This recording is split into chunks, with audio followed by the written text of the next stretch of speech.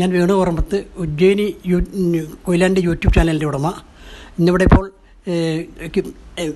K B മനോൻ്റെ ഒരു KB. Menon സംബന്ധമായിട്ട് പരിപാടി നടക്കുന്നുണ്ട്.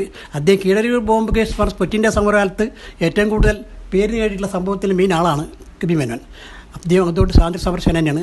അപ്പോൾ ഇവിടെ ഇപ്പം അന്ന് കുറച്ച് വർഷങ്ങൾക്ക് മുമ്പ് കെ.ബി. മേനോൻ്റെ പ്രതിമ വടകര ടൗണിൽ അനാച്ഛാദനം ചെയ്തിരുന്നു. അതാണ് നമ്മൾ കാണുന്നത്. അതിൻ്റെ മുമ്പിൽ നിന്നാണ് സംസാരിക്കുന്നത്. അപ്പോൾ കെ.ബി. മേനോൻ എന്നെ സംബന്ധിച്ച് പറയുകയാണെങ്കിൽ അദ്ദേഹം ഈ പ്രതിമ അതുണ്ടാക്കി അനാച്ഛാദനം ചെയ്ത് മാഹി കലാഗ്രാമിലെ ആൾക്കാരാണ്.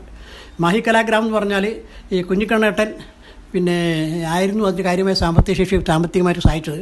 പിന്നെ അതുകൂടാതെ എം.വി. ദേവൻ എന്ന ശില്പിയായിരുന്നു അതിന് കൂടുതലായിട്ടും അതിന് പ്രവർത്തിച്ചത്. അല്ലാതെ എം. ഗോവിന്ദൻ എന്ന എന്ന ഒരു ചിന്തകൻ ഇതിൽ പിന്നിലുണ്ടായിരുന്നു. അവരെല്ലാവരും കൂടിയായിരുന്നു അന്ന് ഈ പ്രതിമ അനാച്ഛാദനം ചെയ്ത്. പിന്നെ കെ.ബി. മേനോനെ പറ്റി വേറെ കാര്യം പറയാച്ചാൽ അതിന് മുമ്പ് കെ.ബി. മേനോനെ പറ്റി അനുസ്മരണ സമ്മേളനം കോഴിക്കോട് വെച്ച് നടന്നിരുന്നു, കൽപ്പറ്റ ഹാളിൽ വെച്ചിട്ട്. ആ അനുസ്മരണ സമ്മേളനത്തിൽ അന്നും ഈ പറഞ്ഞ കുഞ്ഞിക്കണ്ണേട്ടൻ എ.വി. ദേവനും പുറമെ എൻ വി കൃഷ്ണവാര്യർ എന്ന് പറഞ്ഞ മലയാളത്തിലെ ഏറ്റവും വലിയ ഒരു സാഹിത്യകാരൻ വന്നിരുന്നു.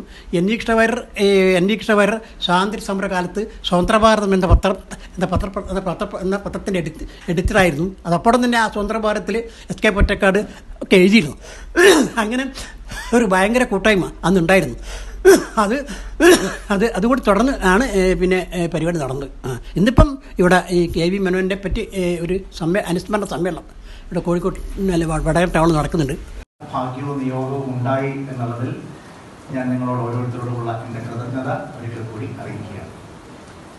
ഞാൻ ഇതിനു മുമ്പ് വടകരയിൽ വന്നുകൊണ്ട് ഡോക്ടർ കെ.ബി. മേനോനെ കുറിച്ച് സംസാരിച്ചത് ഏതാണ്ട് 1.5 മാസം മുമ്പാണ്, അല്ലെങ്കിൽ 2 മാസം മുമ്പാണ്. ഇവിടുത്തെ തെരഞ്ഞെടുപ്പിന്റെ സമയത്താണ്. കീഴരിയൂരിൽ എനിക്കൊരു പൊതുയോഗം ഉണ്ടായിരുന്നു. അവിടെ പ്രസംഗിക്കുന്ന വേളയിലാണ് ഡോക്ടർ കെ.ബി. മേനോൻ എന്ന് പറയുന്ന വടകരയുടെ മുൻ എം.പിയെ കുറിച്ച്, തൃത്താലയുടെ മുൻ എം.എൽ.എയെ കുറിച്ച് സാന്ദർഭികമായി എനിക്ക് അവിടെ പരാമർശിക്കേണ്ടി വന്നു. ഞാനന്ന് പറഞ്ഞത് ഇതാണ്: അദ്ദേഹം തൃത്താലയിൽ മത്സരിക്കുന്ന സമയത്തും പിന്നീട് വടകരയിൽ മത്സരിക്കുന്ന സമയത്തും അദ്ദേഹം സോഷ്യലിസ്റ്റ് പാർട്ടിയുടെ നേതാവാണ്. അദ്ദേഹത്തിനെതിരെ കോൺഗ്രസിന്റെ സ്ഥാനാർത്ഥികൾ നിലവിലുണ്ട്. പക്ഷെ കോൺഗ്രസിന്റെ സ്ഥാനാർത്ഥിക്കെതിരായി മത്സരിക്കുന്ന സ്ഥാനാർത്ഥിയാണ് ഡോക്ടർ കെ.ബി. മേനോൻ എന്നിരിക്കലും അദ്ദേഹത്തിനെതിരെ പ്രചരണത്തിന് വേണ്ടി ഉപയോഗിക്കാൻ കഴിയുന്ന ഒരു വാക്കുപോലും പറയാൻ ഇന്ത്യയുടെ പ്രധാനമന്ത്രിയായിരുന്ന ഡോക്ടർ കെ.ബി. മേനോനോട് വലിയ സൗഹൃദം പുലർത്തിയിരുന്ന പണ്ഡിറ്റ് ജവഹർലാൽ നെഹ്റു തയ്യാറായിരുന്നില്ല എന്നുള്ളതാണ് യാഥാർത്ഥ്യം. അതിനപ്പുറത്ത് അദ്ദേഹത്തിന്റെ തെരഞ്ഞെടുപ്പ് ചരിത്രത്തിൽ രേഖപ്പെടുത്തിയിട്ടുള്ള കാര്യമാണ്. Doctor KB. മേനോൻ അത് സ്വീകരിച്ചില്ല എന്നുള്ളതാണ് നമ്മൾ കേട്ടിട്ടുള്ളത്. അപ്പോ തെരഞ്ഞെടുപ്പ് വേളയിൽ പോലും സ്ഥാനാർത്ഥികൾ രാഷ്ട്രീയമായി വലിയ രീതിയിൽ എതിർപക്ഷത്ത് നിൽക്കുമ്പോഴും മൂന്നാമത്തെ ദളത്തിന് പേര് ആസാദ് റെജിമെന്റ്, നാലാമത്തെ ദളത്തിന്റെ പേര് ഝാൻസി റെജിമെന്റ്. അതിന്റെ ക്യാപ്റ്റനായിരുന്നു, മേജറായിരുന്നു നമ്മുടെ മലയാളിയായ ക്യാപ്റ്റൻ. 5ാമത്തെ ദളത്തിന് അദ്ദേഹം സുഭാഷ് റെജിമെന്റിന്റെ പേരുണ്ട്.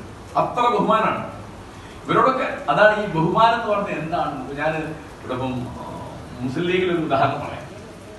1934 സെൻട്രൽ അസംബ്ലിയിലേക്ക് മുഹമ്മദ് അബ്ദുറഹ്മാൻ മത്സരിക്കുക.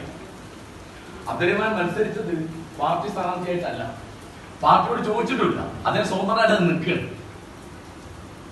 34 അപ്പോ സത്താർ സെറ്റ് വരുന്നു. എവിടുന്ന്? കച്ചിൽ നിന്ന്. സത്താർ സെറ്റാരാണ്? കോൺഗ്രസിനെയും ഉണർത്തുന്നുണ്ട്. എന്തുകൊണ്ടാണ്? അബുൽ കലാം ആസാദ് ഉദാഹരണം, മൗലാന എന്ന് ഗാന്ധിയും നെഹ്റുവും ഒരുപാട് വിളിച്ചിരുന്നു. മൗലാന എന്ന് പറഞ്ഞാൽ നമ്മുടെ നേതാവ്. ആസാദിന്റെ ആത്മകഥ, ജീവചരിത്രം ഗാന്ധി നിർദ്ദേശിച്ചിട്ട് ആദ്യദേശായി എഴുതിയത്. അതിന് അവതാരിക ഗാന്ധി. ഈ ആസാദിനെ പറ്റി എത്ര പുസ്തകങ്ങളുണ്ട് മലയാളത്തിന്? ഇപ്പോ ലീലാവചിത്രൻ എഴുതിയതുണ്ട്. ബോംകുട്ടിമാരുടെ അടിച്ചിട്ട് എത്രയോ കാലമായി. പിന്നെ വേറെ ഒരു പുസ്തകം ഉണ്ടായിരുന്നു, പെട്ടെന്ന് പേര് ഞാൻ ഓർക്കുന്നില്ല. അതുകൊണ്ട് ഈ തരത്തിലുള്ള സമീപ ഭൂതകാല ചരിത്രം, അതിലെ പ്രധാനപ്പെട്ട നായകന്മാർ നമുക്ക് മാതൃകയാക്കാവുന്ന ആളുകളുടെ ഉദാഹരണം യുവ വിഭാഗത്തെ